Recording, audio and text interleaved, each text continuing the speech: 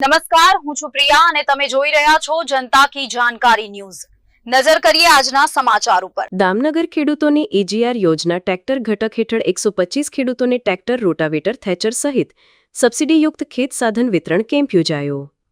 દામનગર ખેત ઉત્પાદન બજાર માર્કેટ યાર્ડ ખાતે ગુજરાત સરકાર દ્વારા તાલુકાના ખેડૂતોને એજીઆર યોજના ટ્રેક્ટર ઘટક હેઠળ 125 ખેડૂતોને ટ્રેક્ટર, રોટાવેટર, થેચર સહિત ખેત સાધન વિતરણ સબસિડી કેમ્પ યોજાયો।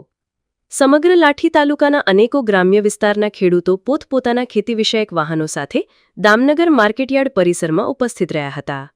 ગુજરાત સરકાર દ્વારા અમરેલી જિલ્લા ખેતીવાડી અધિકારી અને લાઠી તાલુકા પંચાયતના ખેતીવાડી અધિકારી, વિસ્તરણ અધિકારી, ગ્રામસેવક, દામનગર શહેર માર્કેટયાર્ડના કર્મચારીઓની ઉપસ્થિતિમાં વિવિધ યાંત્રિક ખેત ઉજારો ઉપર સરકાર દ્વારા 125 જેટલા ખેડૂતોને 40% જેવા સબસિડીયુક્ત કૃષિ વિષયક યાંત્રિક સાધનોની ફાળવણી કરાઈ હતી। રિપોર્ટ નટવરલાલ ભાતિયા,